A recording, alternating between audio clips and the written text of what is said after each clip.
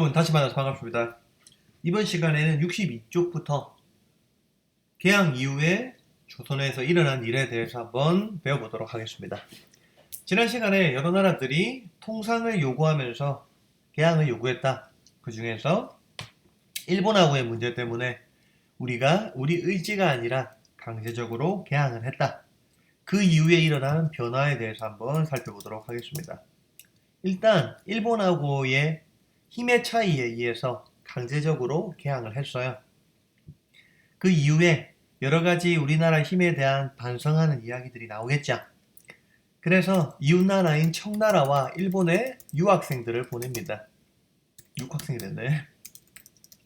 이 유학생들은 새로운 문물에 대해서 받아들이겠죠. 근데 통상 요구가 일어나면서 정정하겠습니다. 서로 다른 나라들과 무역이 일어나면서 어떤 문제가 생기냐면 외국에 있는 물건들이 들어오는데 이 물건들이 질이 좋아요. 그래서 조선 물건이 경쟁력이 떨어진다는 건 시장에서 안 팔린다는 얘기입니다. 즉 조선 물건이 아니라 서양이나 일본, 청나라의 물건을 좋아하니까 상대적으로 그 물건을 만드는 사람들이 물건이 안 팔리면서 가난해지기 시작하는 거죠. 그리고 일본이 쌀을 사갑니다. 거의 반강제적으로. 그래서 조선의 쌀이 떨어지면서 쌀값들이 크게 올랐다. 이것들이 우리나라 당시 조선의 사람들의 삶을 힘들게 했다. 네 번째로 새로 군대를 만들어요.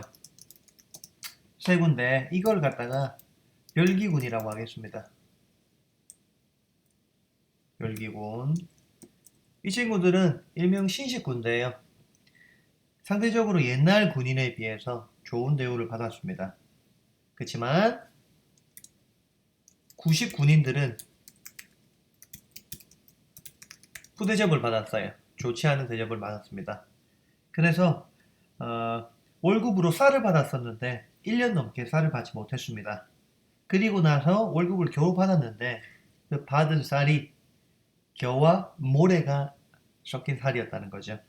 그래서 구식 군인들이 난을 일으킵니다. 그걸 이모군란이라고 합니다.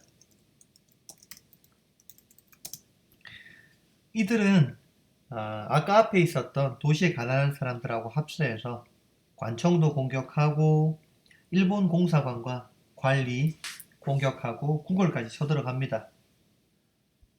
그래서 조선에서는 청나라의 도움을 요청했고 청나라의 군대가 개입을 하면서 이모군란은 막을 내립니다. 그리고 청나라에서 직접 조선에 간섭을 하기 시작해요.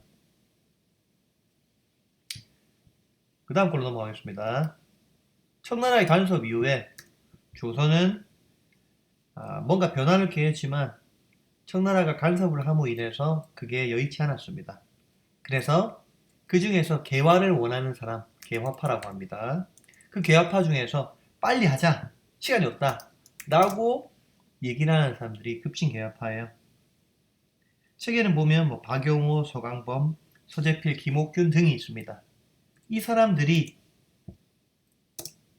난을 일으켜요. 정변. 그 정변이 뭐냐면 갑신정변이라고 합니다. 요구사항은 청에 대한 조공 폐지, 재능에 따른 인재 선발 등이 담긴 개혁안을 발표했습니다. 그리고 일본의 도움을 얻고자 했는데 막상 정변이 일어나고 나니까 청나라가 이를 군대가 진압하러 왔고 일본은 돌아감으로써 인해서 이거는 3일 만에 실패로 끝내버려요. 3일 만에 실패. 3일 만에 실패. 이렇게 됩니다. 그리고 나서 물가는 계속 올라요. 무역이 잘 안 되니까. 물가를 계속 올라가면서 농민들이 살기 힘드니까 전라도 지방을 중심으로 농민 수탈에 대한 일종의 반항이죠. 개혁 요구가 일어나게 되는 겁니다. 이걸 동아 농민운동이라고 해요. 이때 조선 정부에서 동아 농민운동을 제어할 수 없으니까 청나라와 일본의 군대가 조선에 들어오면서 이 동학농민운전을 저지하려고 했어요. 그래서 동학농민군은 정부와 약속을 하고 헤어집니다. 그리고 나서 조선 정부는 청과 일본의 군대 철수를 요구했습니다. 하지만 그 요구는 받아들여지지 않았고 우리나라 땅에서 청나라와 일본의 청일전쟁이 일어나게 됩니다. 결과 나중에 청나라가 일본한테 집니다.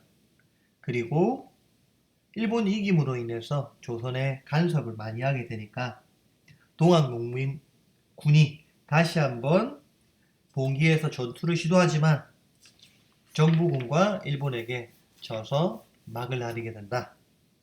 까지가 이번 시간의 내용입니다. 이번 시간 역시도 많은 설명을 하다 보니까 쌤이 혀가 좀 꼬였습니다. 오늘 수업은 여기까지.